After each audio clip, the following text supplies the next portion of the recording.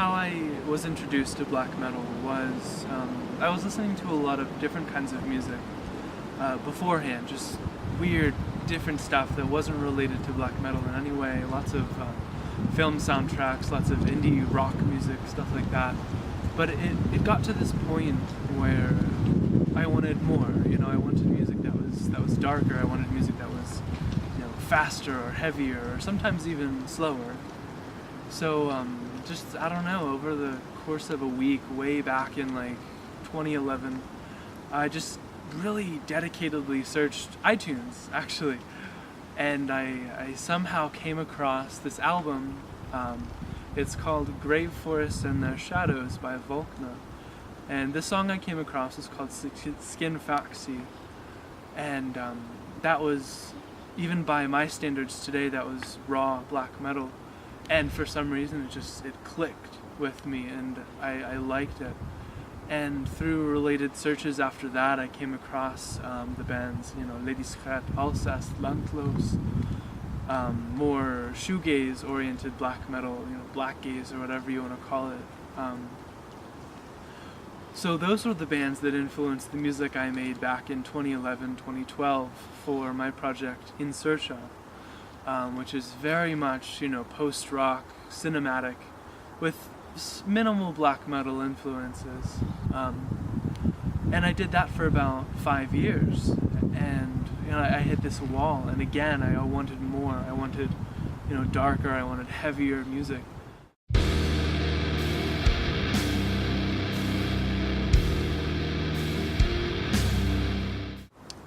I decided to go back to the roots of black metal.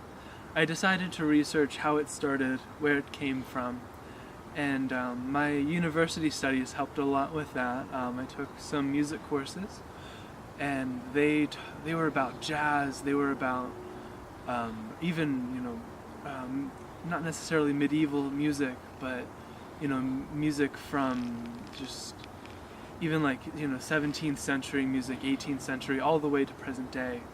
And one thing that helped me a lot with black metal, oddly enough, is research that I'd done for church music around like the 11th or 10th century. But then also way later with like the Civil War and the introduction of jazz music.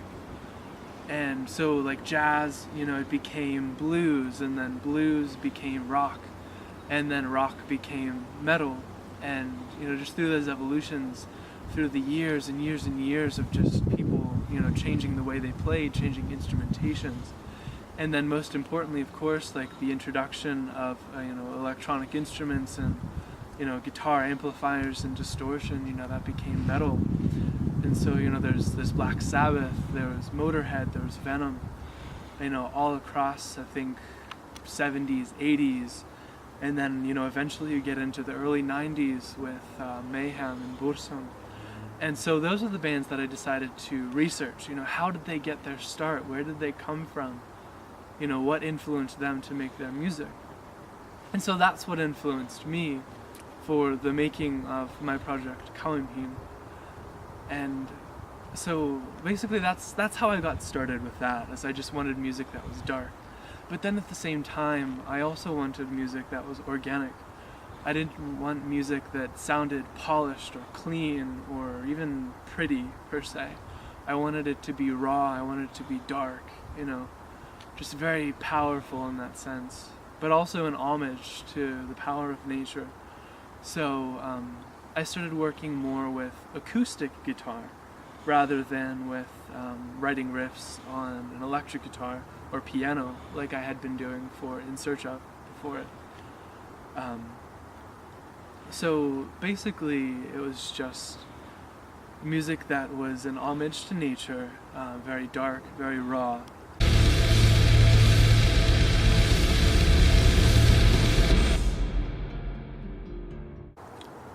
So other projects that I've been involved in, apart from Caoimhín, so obviously I mentioned In Search Of. That was the first big music project that I'd made for myself or joined. So that was probably a 5-year project. You know, I've put out 4 albums for that project. Granted, they weren't fantastic, they weren't mixed or mastered or any, well, they were mixed, but by myself, and I'm terrible at it. The most recent one, it's called An Elegy on the Waters, was released September 2nd through Ma Productions and Zero Dimensional Records from Japan. And I mean, they did a wonderful, wonderful job packaging it up, and the CDs and the paperwork looks so fantastic. But so that was like the biggest like release I've had so far. But so other than that, more recently last year I joined The Unknown, which is a doom metal symphonic rock band from Iran. And we've put out an album called In Search of the Unknown. It's kind of a play on words because I am in search of, and then they are the unknown. So it's a nice phrase, you know, in search of the unknown, and it has a wonderful theme behind it. That album, I believe, was out July 2016, and that's awesome. It's really cool. We're also putting together another album right now. We're writing music for it, pulling in, you know, various guest appearances and stuff like that. There are rumors that we're going to tour through parts of Europe and even Asia a little bit next year, 2017, to promote that album, but I'm not sure exactly how that's going on. It's just speculation at this point, but it is possible, which is very exciting. So another album by The Unknown. Very recently, my good friend Liam Redders and I started a new project called Seradain. There's no music for it out. We're going to start writing that when I've moved to the UK next year. We'll be in actual, you know, physical proximity to each other. We'll start writing music for that project. You know, there's going to be updates on that really soon. So basically, it's In Search of the Unknown, Seradain, and Caoimhín right now. And who's to say what the future holds?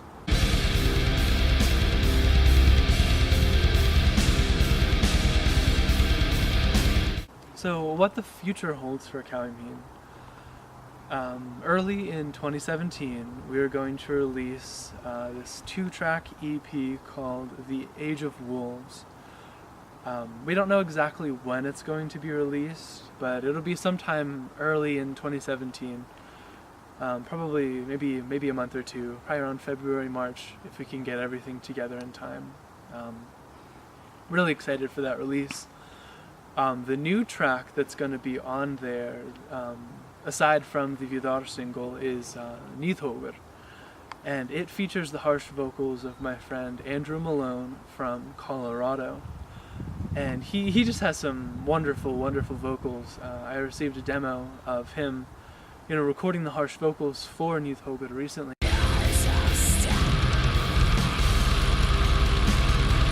And I was just blown away. It sounded amazing. So I'm so excited to share that track, which is, you know, just in general with everybody I can. Definitely looking forward to it. Nidhoger is going to be considerably darker, more intense, faster than Vidar. You know, if you're looking for less melodic, but still melodic, but just very intense, I mean, Nidhoger is, I think you're going to like it. But then, after that's released, I'm going to finish writing the rest of the album, and then sometime in late 2017, you can expect news about the full album entitled A River Bears Westward. So that's going to be the whole debut Caoimhín first album, and that's going to be released also through Black Lion Records. And I've had a wonderful collaboration with them so far. They've done wonderful work. The owner, Oliver Dahlbach, is just a great guy, super friendly, very professional, and he puts out quality work. I'm really proud to be a part of that label, and I'm just excited to get a physical copy of the albums I've made in my hands, and then get them in your hands as well, as you can either, you know, buy the digital copy, of course, but then also pre-order and then get the physical copy later next year. I'm really excited for that. After that, I have no clue. I would love to tour. My friend and I, we have this dream of signing to Prophecy Productions and playing Prophecy Fest and Dark Bombastic Evening, and it would just be really fun to tour and promote the music that way. But who's to say what the future will hold? But for now, it's looking really bright.